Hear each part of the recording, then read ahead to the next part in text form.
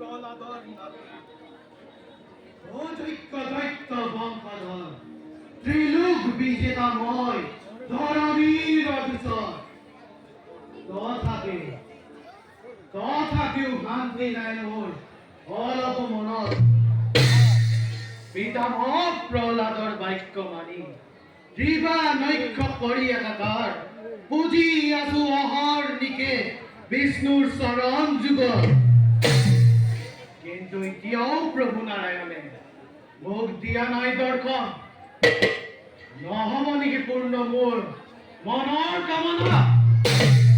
নোৱাৰিম নেকি লভিব মই বিষ্ণুৰ চৰণ যুগল হে প্ৰভু নাৰায়ণ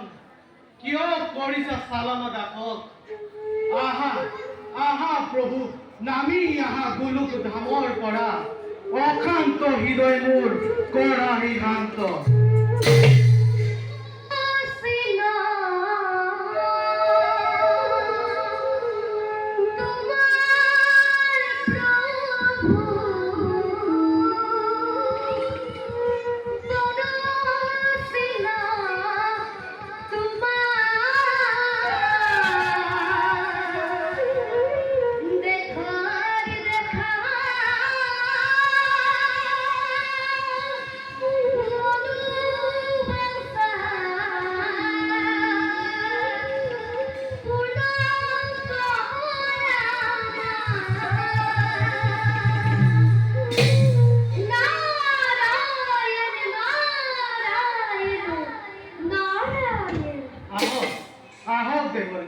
আপোনাৰ আগমনে কীৰ্তাৰ্থ কৰিলে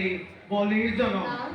মোৰ শত সহস্ৰ প্ৰণিপাত কৰিব গ্ৰহণ কওকচোন দেৱৰীকি হঠাৎ আগমনৰ উদ্দেশ্য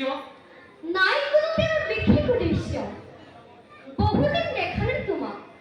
সেইবাবে চাবলৈ আহিলো তোমাক কিন্তু হে ৰাহুল চন্দ্ৰন কিয় দেখাতে তোমাৰ বিঘাপিত মন দেৱৰীকি আজি মোৰ সকলো আছে তথাপিও শান্তি নাই মোৰ অতৃপ্ত প্ৰাণত মহাবৈষ্ণৱ মহাধাৰ্মিক বলি আজি তুমি সমগ্ৰ মৈত্যতে কৰিছা ধন জন ঐশ্বৰ্য বিভূতিৰে পৰিপূৰ্ণ তোমাৰ জীৱন মহাধাৰ্মিক মহাদান বলি বুলি সুখ্যাতি ৰাখিছা ধৰা তেনেস্থলত আৰু কিনো লাগে তোমাৰ দেৱৰীকি শৈশৱৰে পৰা একান্ত মনে কৰিছো মই নাৰায়ণ বন্দনা নাৰায়ণ কিন্তু এতিয়াও প্ৰভু নাৰায়ণ তুষ্ট হোৱা নাই মোৰ ভক্তিত বিশ্বৰ তলিত ঘৃণাত অনাৰ্যৰ বৰ্বৰ বুলি দিয়া নাই নেকি দৰ্শন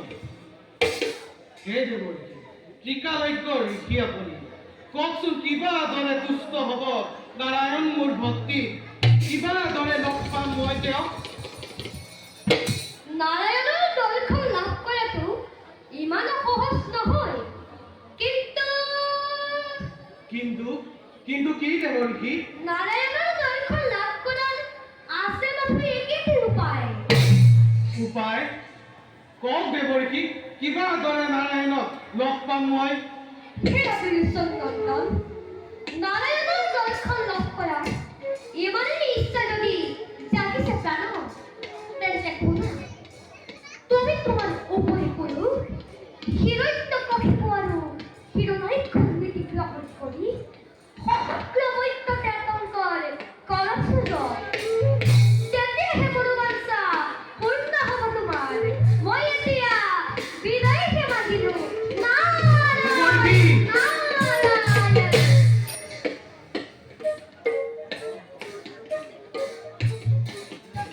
হে প্ৰভু নাৰায়ণ নাহিলা যেতিয়া মোৰ ভক্তিত তুষ্ট হৈ মোৰ সন্মুখত সত্য অহিংসা মৰমেৰে নোৱাৰিলো যেতিয়া গলাব তোমাৰ হৃদয় আজি মই বিৰোচন নন্দন বলিয়ে দৈত্য নীতি গ্ৰহণ কৰি বিশ্বজুৰি আতংক কৰিল সূচনা নমাই আনিম তোমাক গোলক ধামৰ পৰা আজি হন্তে হৃদয়ৰ স্তৰে স্তৰে প্ৰতিধ্বনিতে লিখি ললো দেৱদ্ৰোহ ভক্তদ্ৰোহ মোৰ জীৱনৰ পথ। উদ্দেশ্য মাথো নাৰায়ণ দৰ্শন আৰু তাৰেই নিমিত্তে প্ৰথমে